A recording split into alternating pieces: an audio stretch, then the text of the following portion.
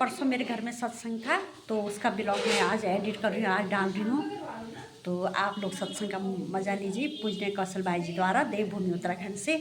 तो किसी गुरु प्रेमी का कमेंट था कि आप सत्संग काट देते हो, तो मैं काटती नहीं हूँ क्योंकि ना कभी कभी जैसे हमने फ़ोन पकड़ा हुआ है तो कभी हाथ या कुछ काम बीच में कुछ जैसे हाथ थक जाते या कुछ ऐसे ना पकड़ने से हाथ थक जाता है तो बीच में वो थोड़ा कर जाता है। सभी गुरु प्रेमियों को सादर जय श्री सदानंद। जो अन्य सब्सक्राइबिंग बड़ों को चरण इस वक्त प्रणाम, छोटों के लिए शुभ।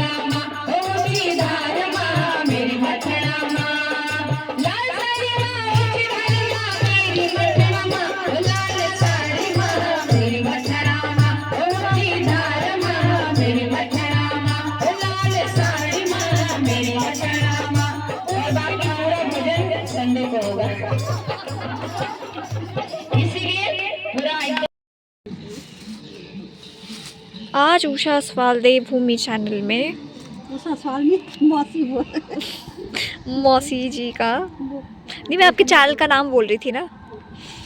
चलो है। हेलो आप सभी लोगों को नमस्ते। उषा सवाल देवभूमि चैनल में आपका स्वागत है। मैं हूँ देवभूमि उत्तराखंड से। तो आज नए ब्लॉग की शुरुआत करते हैं। तो मैं लगा रही हूँ आज प्याज। मेरे पास ना खाली जगह नहीं है इसलिए मैं गमले पे लगाती हूँ। जैसे राई लगा दी, प्याज लगा दिया और मिर्च, जैसे मैंने आप लोगों को पिछले ब्लॉग में बताया था ना। तो आवाज़ कम तो नहीं आ रही थी। तो ये लगा पत्ते हो जाएंगे हमारे खाने के लिए। राई भी हुई, थोड़ा थोड़ा राई भी हमने काफ़ी खा ली। तो हम कम से नहीं है ना, इसलिए हमारी लाइफ काफ़ी हो जाती है राई। इसको लगाती हूँ प्याज को इधर।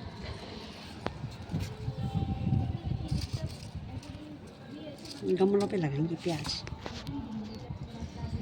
है ना। ये ना किसी ने खरीदे, मैं नीचे का छुट्टे पुट्टे ला गई। मैंने कहा मेरे पास जगह नहीं, ये लग जाएंगे काफ़ी है इतने हमारे लिए।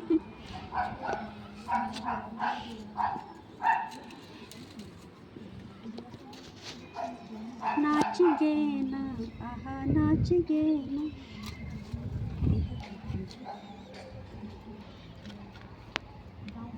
लग रही सारी। हाँ बढ़िया। थोड़ा थोड़ा करती हूँ, मैं ज़्यादा गहरा नहीं करती हूँ।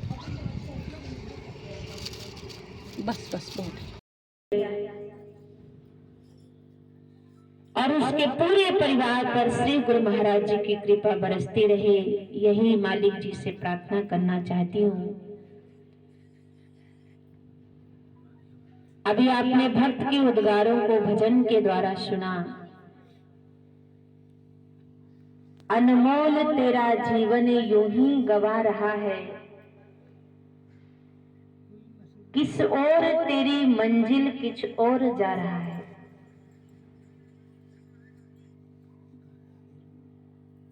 ये जो दो लाइनें हैं, ये हम सबके जीवन का सार है। अगर इसको हम अपने जीवन के अंदर रिसर्च करें कि वास्तव में अनमोल उत्तम शरीर परमात्मा ने दिया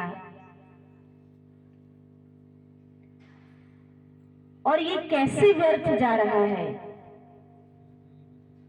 तो रसिक संत कहते हैं, अंजलि के नीर जैसे जावत शरीर वैसे, धरे अब धीर कैसे बितत तमाम है, और जिंदगी सुधार बंदे यही तेरो काम है। अब प्रश्न ये है कि जिंदगी सुधरे कैसे। व्यक्ति सोचता है कि मेरा संसार में बड़ा व्यक्तित्व हो गया, टाटा बिरला अंबानी जैसे बड़े बिजनेस व्यापार में हम निपुण हो गए, तो मैंने जिंदगी को सुधार लिया।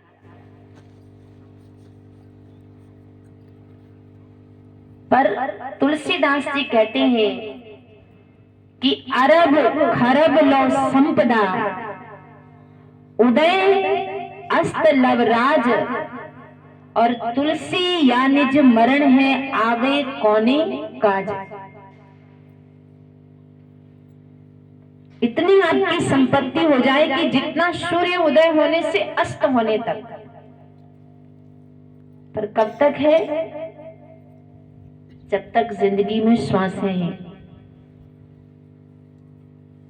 और जैसे जीवन का इतिहास खत्म हो जाएगा, ये सारी कमाई आप सबकी धरी की धरी रह जाएगी। एक बहन जी का मैं नाम नहीं लूंगी, एक दिन उन्होंने मैं भोजन पे बुलाया, सुमिरन करो तो परमात्मा की प्राप्ति होगी। तो कहने लगे, भाई जी आपके भाई साहब का जवाब था कि अगर मान लो परमात्मा हमें मिल भी गया तो मैं उनका करूंगा क्या? कि अगर वो हमें मिल भी गए तो मैं उनका क्या करूंगा? अब जरूर संसार में जिसकी ये धारणा रहेगी कि अगर परमात्मा मिल भी गया तो मैं उनका करूंगा क्या,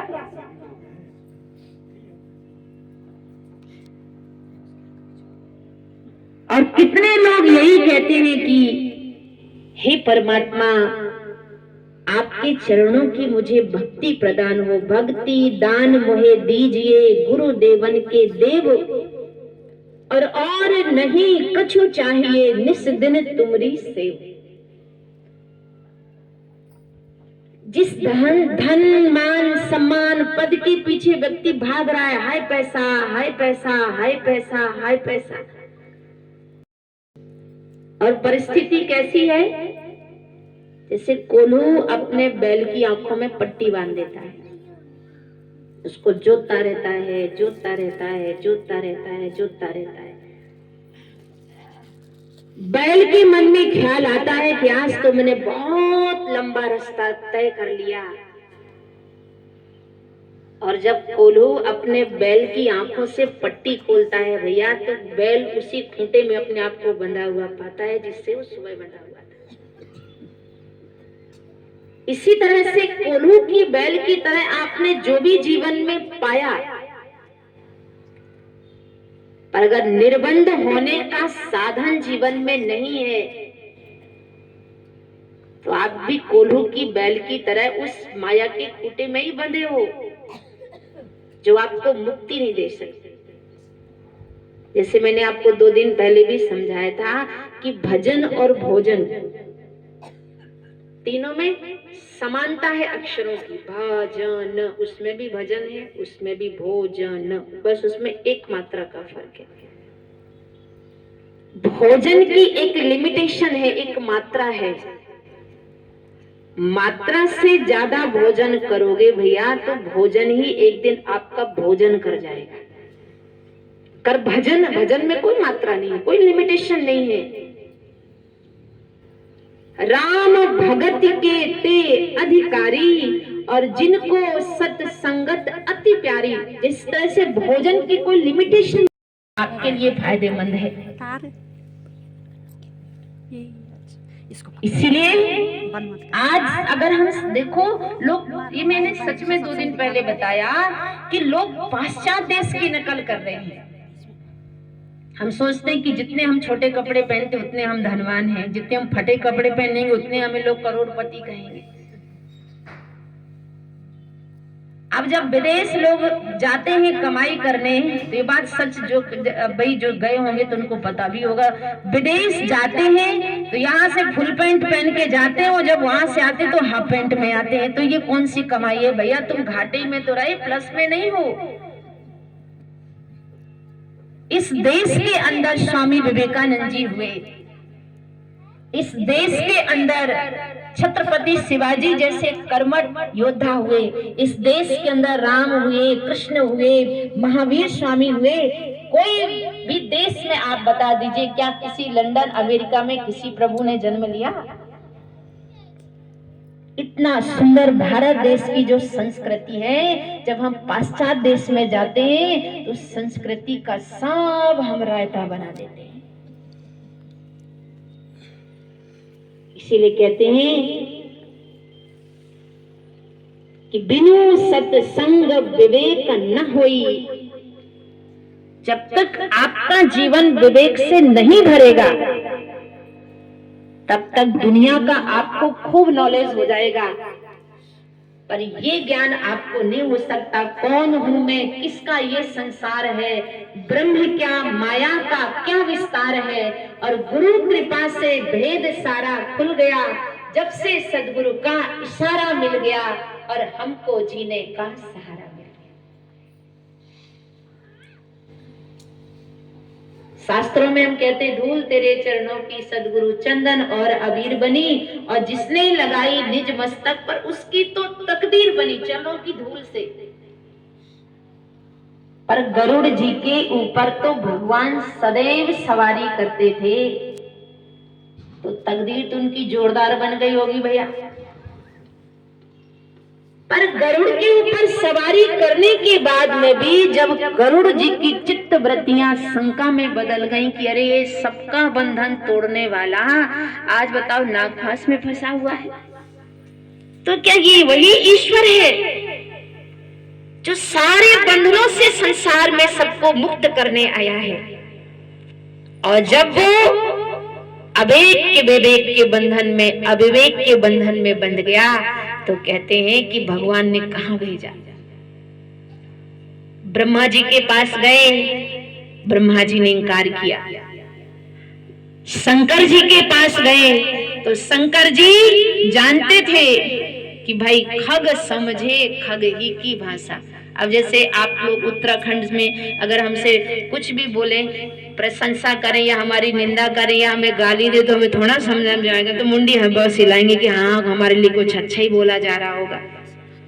ट्रेन में जाते थे तो एक बैठे, कोई बहन जी बैठे तो कसा है तुम्ही? हमें सोचे भाई मैं किस देश में आ गई, हमने तो ऐसा कभी सुना ही नहीं, कौन सी भाषा है, कहाँ मालिक ने भेजा। और जब धीरे धीरे धीरे धीरे जब हम ध्यान से सुनते थे ट्रेन में कि भाई इसका मतलब क्या होता है, तो फिर कसा है तुम्ही का मतलब कि तुम कैसे हो, फिर उत्तर देना पड़ता मी चांगला है तुझा कसा है, कि मैं ठीक हूँ आप कैसे हैं। तो कहते हैं कि उन कागभुसुंडी जी के आप विवेक को दूर करने के लिए भगवान शंकर ने कहा जाओ सुमेरु पर्वत पर जाओ और वहां पर 1-2 दिन नहीं कई वर्ष तक सत्संग सुनो। नहीं तो वो भी कहते भाई दान कर दो, यज्ञ कर दो, हवन कर दो, भगवान की चरण सेवा कर लो, सब कुछ ठीक हो जाएगा। पर कहा जाओ सत्संग सुनो। और जब वो आपको सुपात्र समझेंगे तो आपका जीवन जब विवेक से भर जाएगा, तो हे कागभुसुंडी जी, हे गरुड़ जी, मेरी गारंटी है कि आपका जीवन और आनंद से भर जाएगा।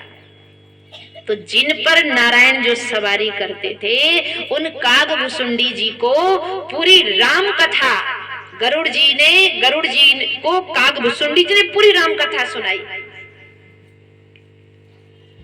और जब देखा कि ये सुपात्र हो गया तब उन्होंने कहा, हे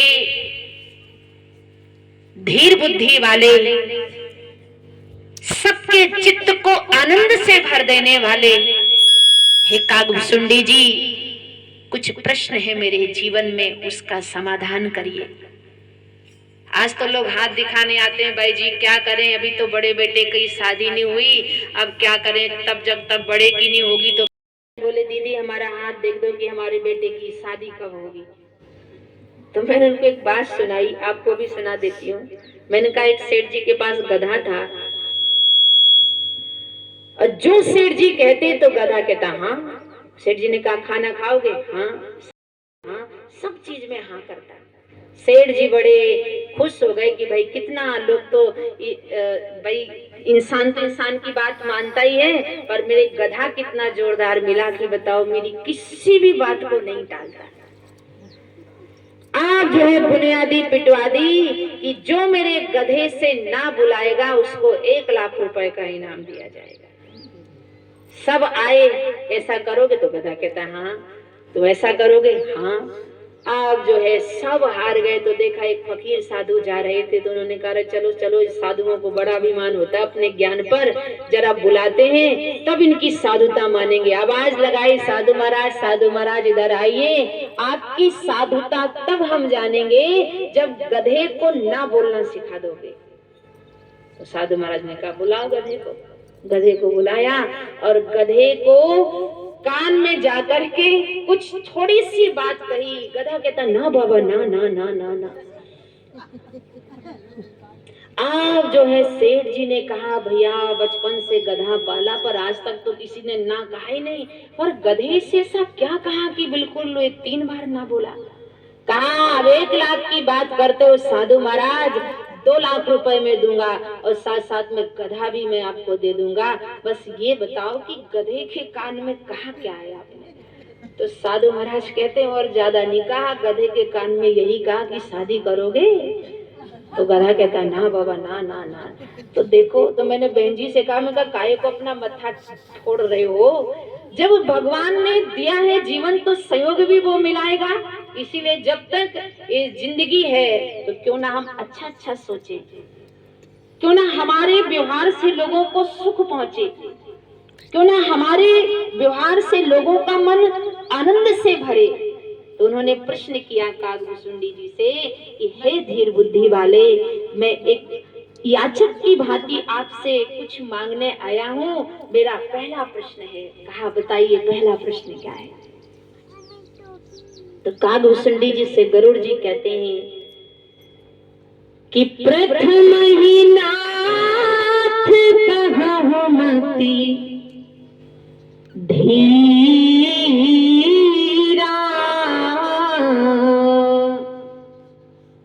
सबसे दुर्लभ कवन शरीरा,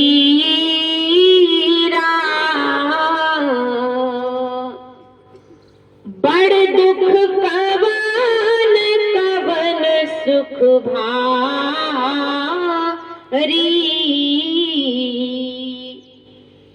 सोई संक्षेपहु कहूँ विचारी।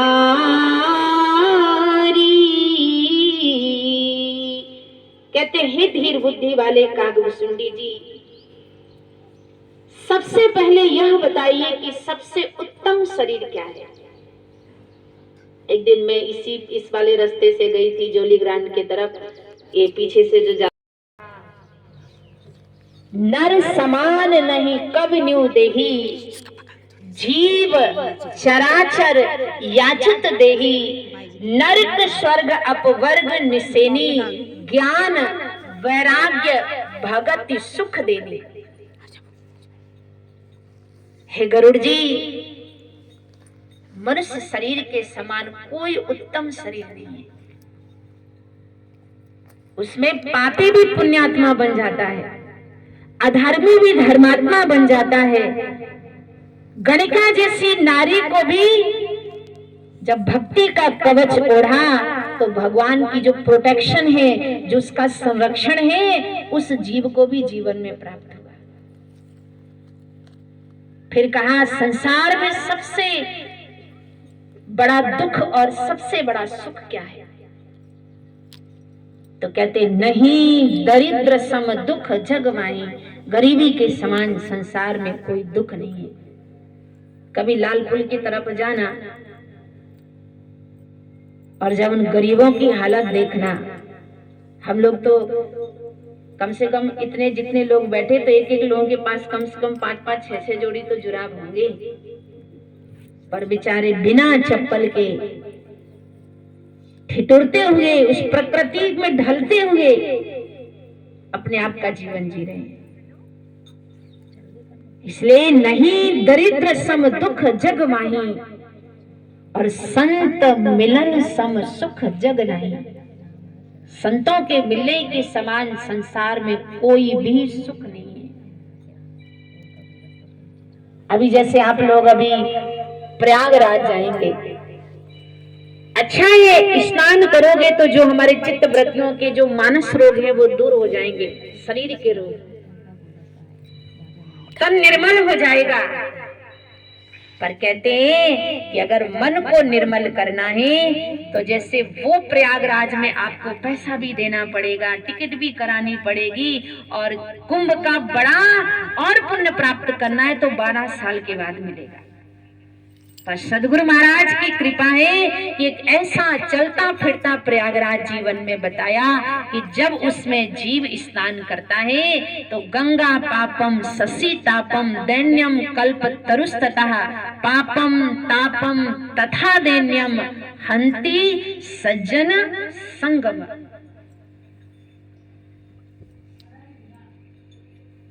हम बड़े बड़े ज्योतिषकार के पास जाते, भैया हाथ देख दो हमारा,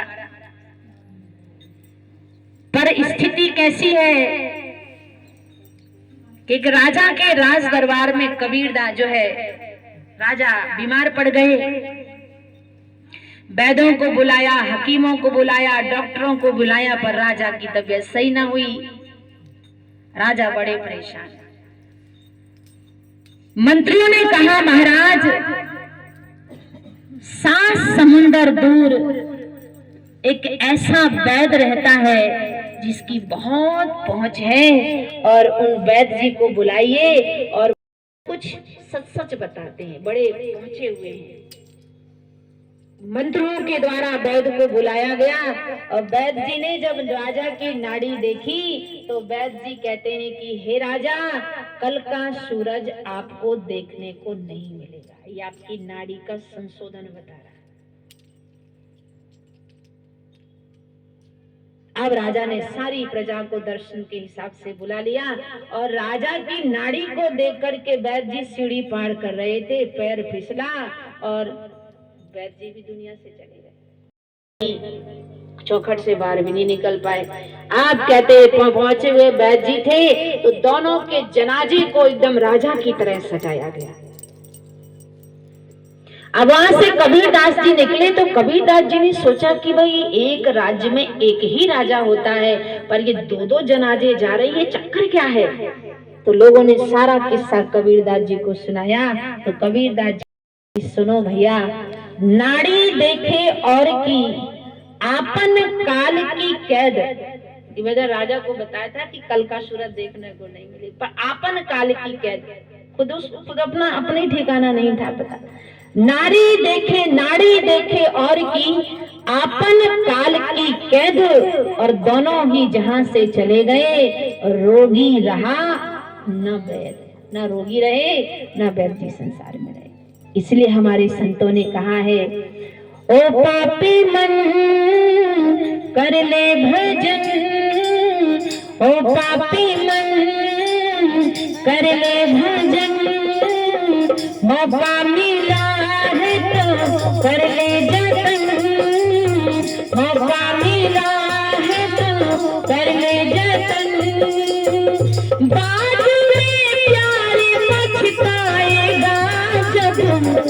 पिंजड़े से पंछी निकल जाएगा, जब पिंजड़े से पंछी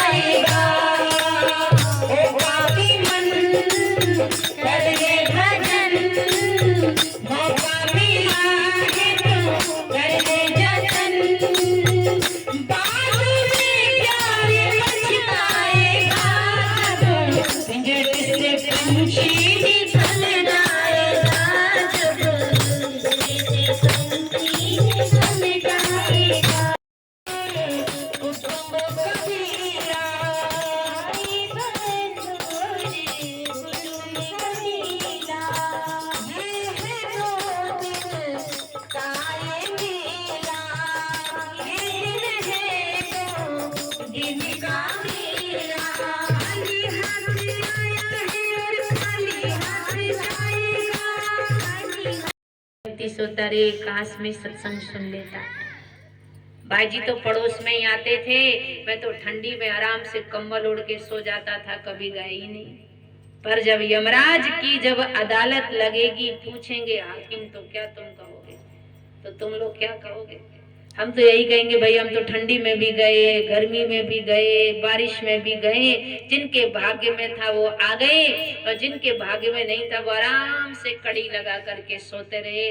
तो हमने तो अपना काम किया, अब जिन्होंने नहीं किया तो वो उनकी मर्जी। बाद में प्यारे पछताएगा जब पिंजड़े से पंछी निकल जाएगा, फिर कुछ आपके हाथ में आने वाला नहीं।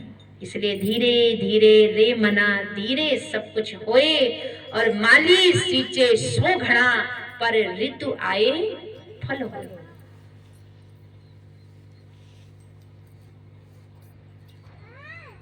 और ये बात सच है कि समय का वैद,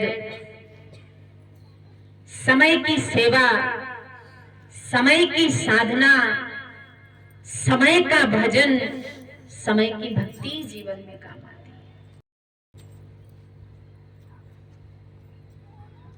नहीं तो जीवन कैसा है? सब कुछ रावण के पास था, पर एक ने अटूट वैर किया और एक ने अटूट प्रेम किया। और जिसने अटूट प्रेम किया उसको भगवान कहते हैं बल कल भूषण फल शयन तृत सम्यादुम प्रीति, और तिन समन लंका दई यह रघुवर की रीति। सब कुछ भगवान ने उसे दे डाला।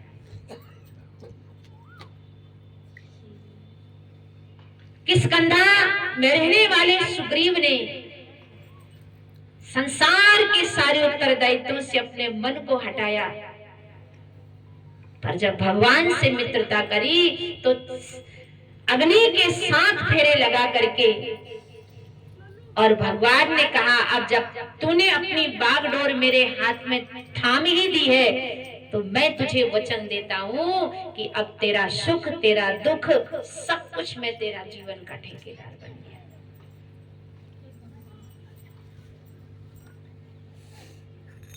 गया। जिंदगी कैसी, जैसे मैं पाश्चात्य देश का बता रही हूँ, उनकी बोलने की एक्टिविटीज, उनकी बॉडी लैंग्वेज, सब कुछ बिल्कुल अहंकार से, एटीट्यूड से भरा होता है। इस बात पे मुझे छोटी सी बात याद आई कि मान लो आपके देहरादून के कोई गए विदेश कमाई करने के लिए, अब वहां से आए वापस, अब जो होता ना कि जब कभी कोई विदेश से लोग वापस आते तो थोड़े अच्छे कपड़े उपड़े पहन के रखते हैं, बढ़िया, लोगों को पता कैसे चले कि हम विदेश से आए, थोड़ा टूटी फूटी इंग्लिश भी बोलते हैं कि भैया लोगों का उसको थोड़ा समझ में आता कि आप शुद्ध बोल रहे हो। क्योंकि अब जैसे मैं कहीं और किसी को गढ़वाली में कुछ का कुछ भी बोलूँ तो कहीं अरे भाई जी तो बहुत जल्दी जा करके गढ़वाली सीख गए और उसका हमें पता नहीं कि इसका अर्थ क्या होता है। आप जो है आए तो पत्नी से बहुत सालों के बाद मिले। अब उन्होंने सोचा भाई पत्नी को भी कैसे पता चले कि हमें बहुत इंग्लिश आने लगी, तो सुपारी खाई और गले में फंस गई। आप जो है please give me water, please give me water, water दो, वाटर दो। अब बेचारी वो अनपढ़ बेचारी क्या सोची कि वाटर तो कभी डर जाएगी, इसका मतलब क्या होता है। अब जब गले में बहुत ज्यादा फंस गई, आप जो है भागे भागे गई पत्नी डॉक्टर के पास में कि डॉक्टर साहब जल्दी जल्दी चलिए, और मेरे पति देव की तो बहुत ज्यादा तबीयत खराब हो गई। जब तक डॉक्टर आया तो वो दुनिया से ही चले गए। अब डॉक्टर साहब ने पूछा कि बहन जी इतनी जल्दी ऐसा हुआ क्या, क्या हुआ था? कहा कि डॉक्टर साहब कुछ नहीं हुआ था, बस सुपारी खाई, गले में फंस गई, बस ये बोलते रहे वाटर दो, वाटर दो, वाटर दे दो। तो मैंने तो जिंदगी में ये शब्द ही पहली बार सुना था कि ये वाटर क्या चीज होती है। तो डॉक्टर साहब कहने लगे कि अरे बहन जी बहुत कॉमन चीज है, वाटर का मतलब होता है पानी, वो आपसे पानी मांग रही थी। तो वो माथा ठोकते हुए कहती है कि देश से विदेश गए तो सीख गए अटपट वाणी, और वाटर वाटर कहकर मर गए पलंग के नीचे पानी। देश से विदेश गए, कैसी कैसी भाषा सीख करके आ गए, वाटर वाटर कहते दुनिया से चले गए, पर पलंग के नीचे पानी रखा हुआ था। इसलिए अनेकों नाम है तेरे, निराला है चलन तेरा, ना कोई जाति है तेरी, ना कोई है वरण तेरा, वो उसका है वो तेरा है जो करता है भजन तेरा। संसार में जपते जाते हैं, जपते जाते हैं, जपते जाते हैं, पर कहते आनंद सिंधु मध्य तनु वासा, और बिन जाने कृत मरत प्यासा। आनंद का अथाह सागर हमारे हृदय के अंदर है, पर न जानने के कारण वो वाटर वाटर की तरह दुनिया में लोग चले जाते हैं, पर उस सत्य से, उस आनंद से वंचित हो जाते हैं। यही कारण है जीवन में सत्संग जरूरी है। अगर सत्संग हमारे जीवन का आधार न होता तो इतने सारे जगह गुरु महाराज जी को आश्रम बनाने की जरूरत नहीं थी।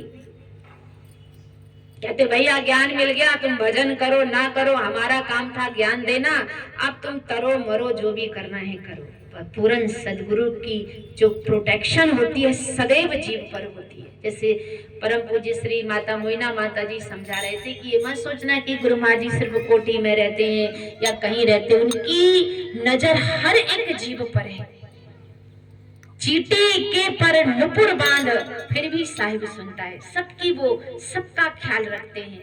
आप सबका ख्याल रखने के लिए उन्होंने ये साधु संतों को अपने दरबार में बुलाया।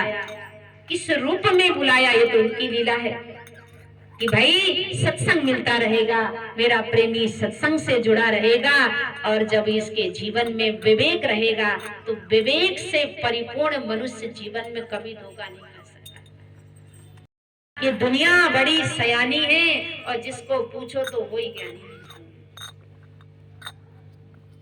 बॉम्बे में एक बार थी, मैं अंधेरी में कहीं गई तो एक बहन जी भी कहने लगे कि बड़े गुरु महाराज जी की कृपा है, हमें तो ज्ञान मिल गया भाई जी, पर ऐसी कोई फूंक मार दो कि आपके भाई साहब को भी उपदेश हो जाए, और सारे दिन पीते रहते हैं, पीते रहते हैं।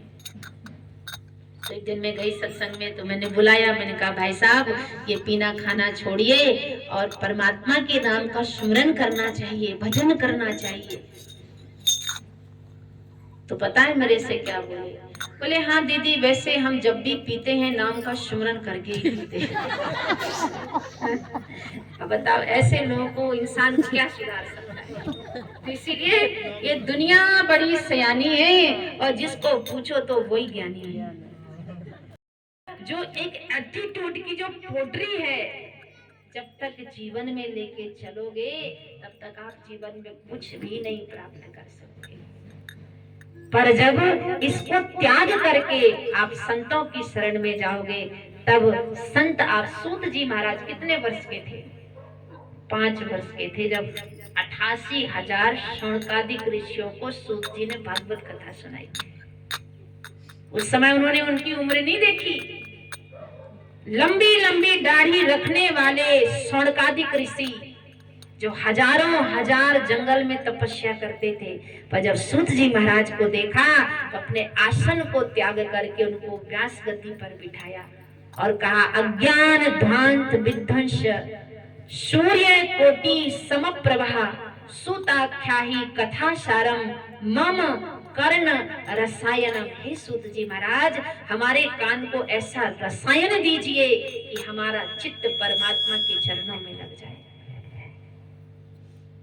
राम जी के चरणों में हनुमान जी का चित्त क्यों लगा था?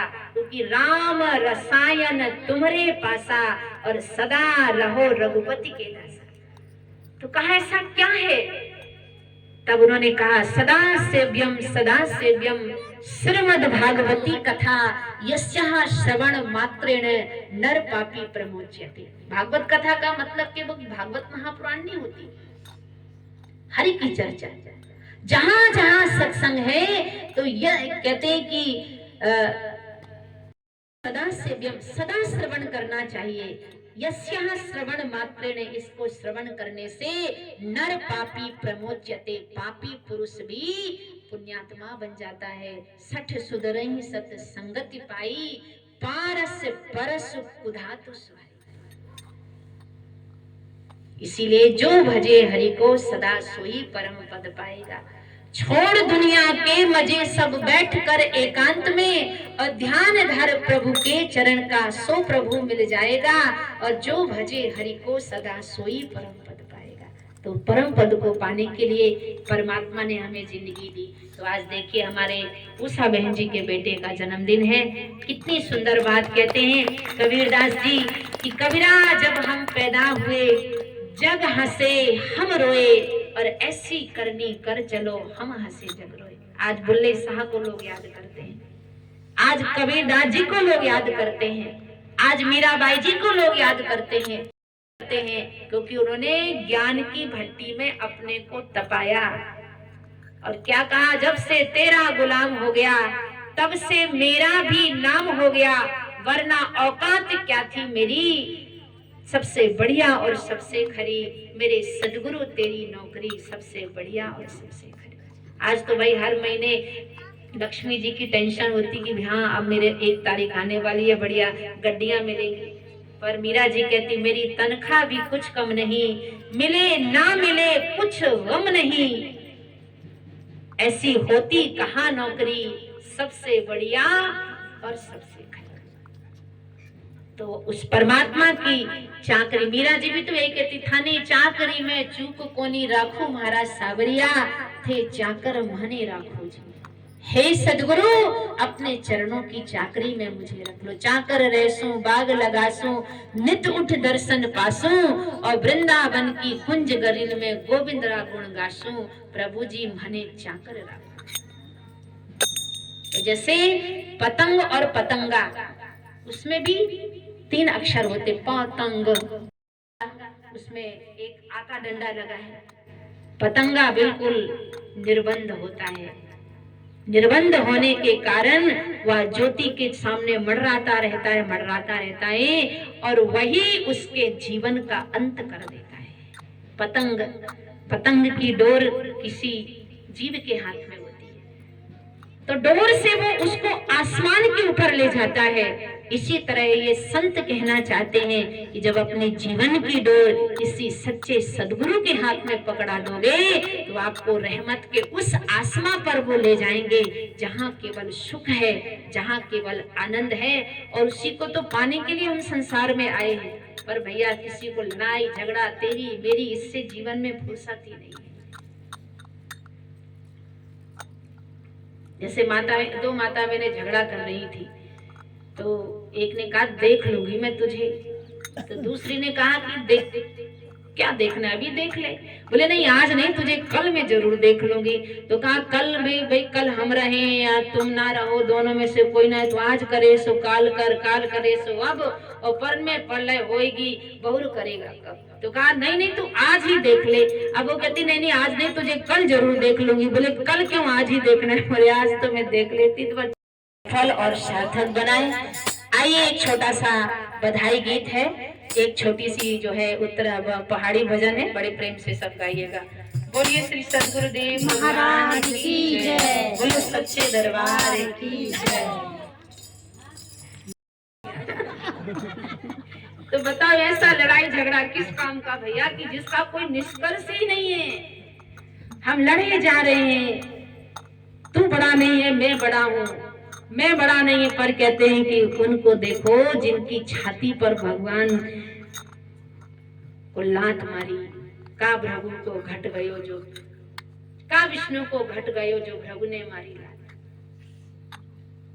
सब कुछ पूरी संपत्ति के अधिकारी भरत जी को बना दिया था।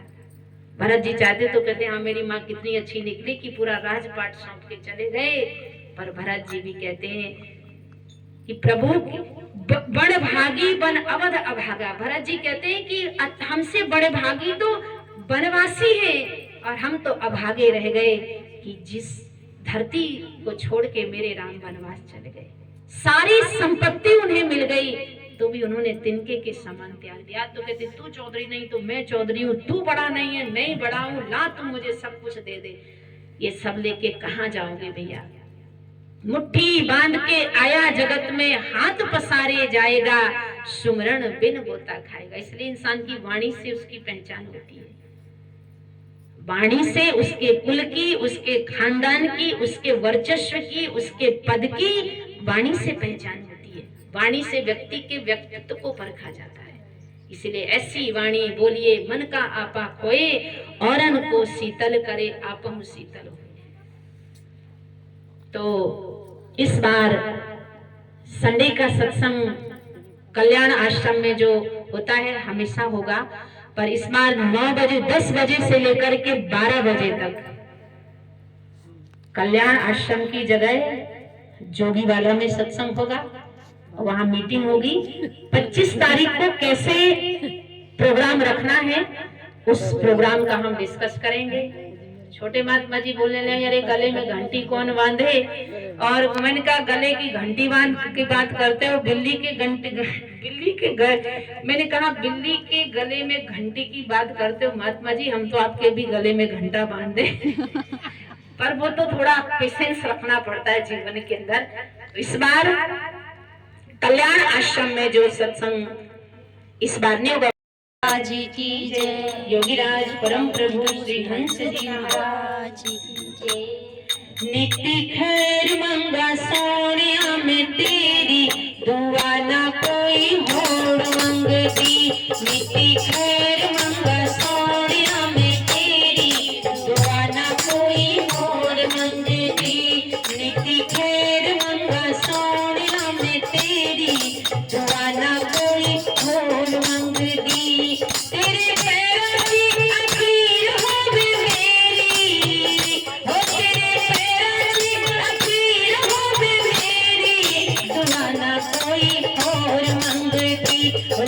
खैर मंगा सो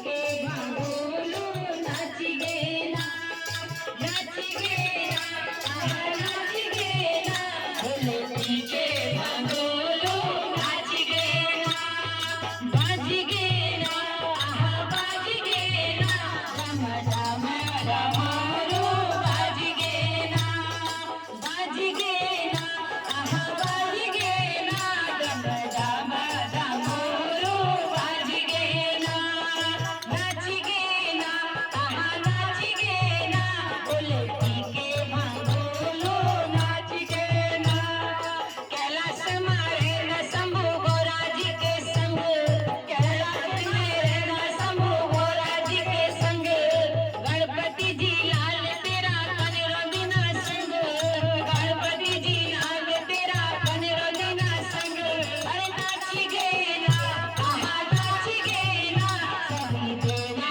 देवी भी नाच गे ना, नाच गे ना, आहा नाच गे ना, सभी देवा देवी भी नाच गे ना, आहा बाज गे ना, आहा बाज गे ना, डम डम डमरू बाज गे ना, बाज गे ना, आहा बाज गे ना, डम डम डमरू बाज गे ना, गला में गोरों की माला बागंबर धारी, गला में गोरों की माला बागंबर धारी, जटा में गंगा तेरी नंद की सवारी, जटा में गंगा तेरी नंद की सवारी, ओ ए गे ना, आहा ए गे ना, बोले नंदी माँ बैठ के ए गे ना, ए गे ना, आहा ए गे ना, बोले नंदी माँ बैठ के ए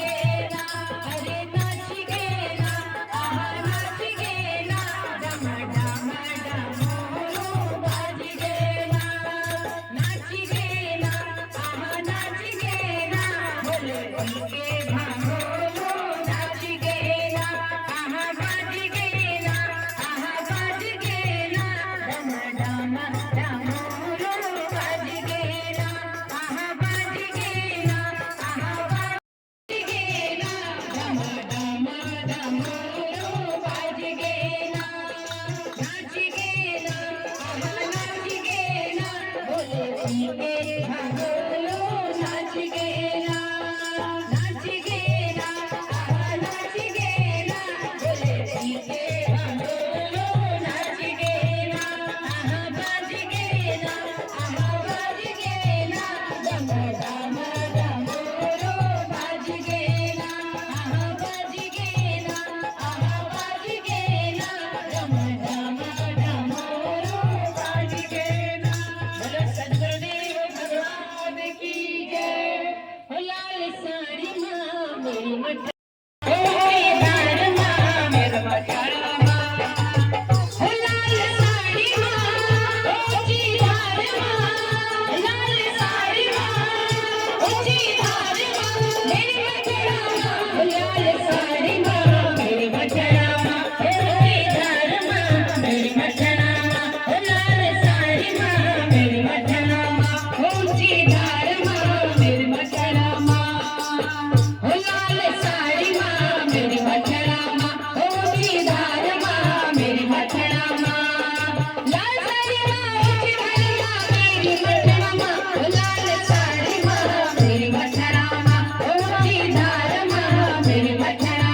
माँ, हो लाल साड़ी माँ मेरी मठड़ा माँ, और बाकी पूरा भजन संडे को होगा, इसीलिए पूरा को यहीं पे समाप्त करते हैं, मिलते हैं अगले ब्लॉग में, तब तक के लिए जय भारत जय उत्तराखंड। अगर मेरा यूट्यूब चैनल उषा शाल देवभूमि अच्छा लगा तो लाइक सब्सक्राइब शेयर कीजिए व्हाट्सएप ग्रुप में फैमिली के साथ। तो मिलते हैं नए ब्लॉग में, तब तक के लिए जय भारत जय उत्तराखंड।